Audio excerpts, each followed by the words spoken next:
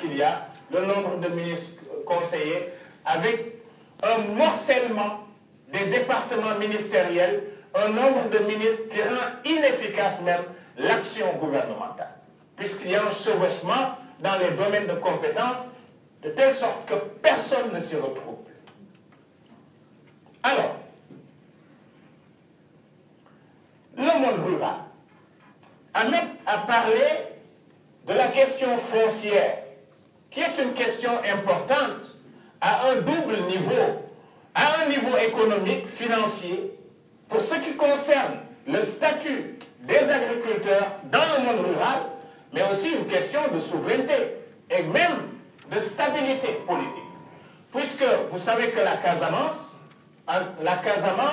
ce qui a conduit à la rébellion, justement, c'est la loi de 1971 sur le domaine national, issue malheureusement de la conception de ce que Senghor et Dia ont appelé le socialisme africain, avec cette idée-là que la terre n'appartient à personne. En réalité, elle appartient à des gens.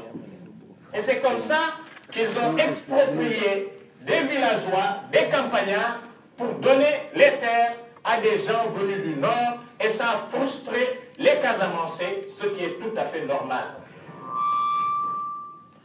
Mais l'aspect évoqué justement par Ahmed et qui me semble important, vous savez qu'à partir de 1999, le régime socialiste a lancé un processus de mécanisation de l'agriculture sénégalaise.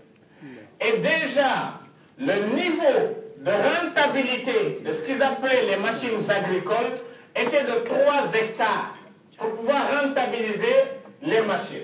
Et déjà, ça excluait 55% des fermes familiales. Déjà.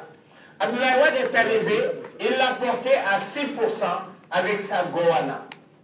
En réalité, tout le monde comprend maintenant qu'il s'agit d'une stratégie d'expropriation des populations, puisque ce qu'il va faire va toucher maintenant 90% des fermes, 12% des fermes familiales. Les gens vont être obligés de donner leurs terres, et aujourd'hui, le président de la République s'arroge lui-même le droit, en violation de toutes les lois sur la décentralisation, de prendre des terres, de les donner à des étrangers. Ce qui fait qu'aujourd'hui, 17% déjà des terres cultivables sont entre les mains de 17 entreprises privées, nationales et étrangères. L'objectif de 2012 est de 320 000 hectares. Et n'oubliez pas qu'il veut donner aux Saoudiens 400 000 hectares. Nos paysans, nos pauvres paysans, comme l'a si bien dit Ahmed, vont être transformés en ouvriers agricoles. S'ils ne peuvent pas tenir, ils vont abandonner leurs terres, les villages, ils vont aller en ville pour peupler le monde des chômeurs, des ouvriers qui se réveillent, qui vont essayer de pointer au port autonome de Dakar. Malheureusement, l'industrie sénégalaise n'existe plus. Là, ça, quand même, en 1999, a fait 39 milliards, les industries chimiques du Sénégal, 39 milliards de bénéfices. À des pertes records, quelques années plus tard, qui ont fait qu'on a été obligé, avec la complicité d'Abdoulaye Wade et de l'ami de son fils, Michel Godard, puisqu'ils ont voulu diviser les ICS pour avoir une partie production et une partie qui s'occupait de l'exportation, de la commercialisation du phosphate. Ils sont allés à Matam avec les phosphates de Tendori. Ils sont en train de faire la même chose avec des milliardaires qu'Abdoulaye Wade, il dit qu'il en a fabriqué, ce qui est vrai. Il a fabriqué des pauvres aussi. Beaucoup de pauvres. Alors, notre économie, finalement, notre industrie, nous espérions, et ce que je dis là, moi, j'ai eu la chance d'avoir des rapports intimes avec Abdoulaye Wade. Intimes. De seul à seul, parfois. Et nous étions en train de voyager au Pakistan. Et c'était dans l'idée qui était noble de diversifier l'économie sénégalaise. Il l'a réussi parce que nous sommes passés de 85% de nos relations, de notre partenariat économique vis-à-vis de l'Europe à quelque chose comme 55% aujourd'hui, ce qui est bien vis-à-vis de la France essentiellement.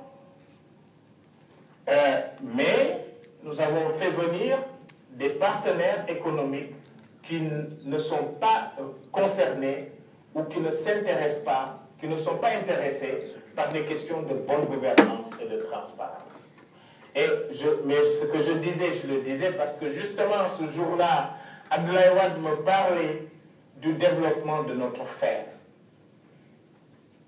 du développement de l'acier. On ne peut pas développer un pays sans la sidérurgie. C'est impossible. On ne peut pas le faire. Tous les pays qui se sont développés sur cette base-là. Nous avons la chance d'avoir du fer, d'avoir de l'or, d'avoir même du pétrole et d'avoir du gaz naturel qui est en train d'être exploité. Mais aussi du zircon dans toute la région du Cap-Vert et de Mour, qui a été confiée à MDL, à la société australienne, dans laquelle il y a des participants proches d'Abdoulaye Wade qu'on n'identifie pas encore. Mais bref, nous avons vendu notre fer à la société sud-africaine Kumba. Il est revenu, il a rencontré Mittal. Revenu sur sa décision, Mittal a mis 2000 milliards sur la table. Ça veut dire que nous avons vendu la tonne de notre fer à $1. Heureusement que Mittal veut partir. Parce qu'on a eu un procès entre-temps à Londres pour une dénonciation du contrat qui nous liait à la société sud-africaine. Là aussi, une question panafricaniste pour vous dire qu'il n'y croit pas, puisque Mittal lui-même a dit que pour rencontrer Abdoulaye Wade à Davos, il a dû payer 2 milliards juste pour le voir. Nous avons vendu la tonne de notre fer, la tonne à $1. Ça va revenir sur le marché entre 300 et 400 $ transformés en acier. Mais ce qui se passe aujourd'hui, c'est que tout est bloqué. L'or est exploité, mais on ne sait pas où va l'argent et comment, par où transite l'or du Sénégal. Le port de Dakar, moi, je trouve qu'il a bien fait. C'est Abdoulaye Wade lui-même. Et il n'est pas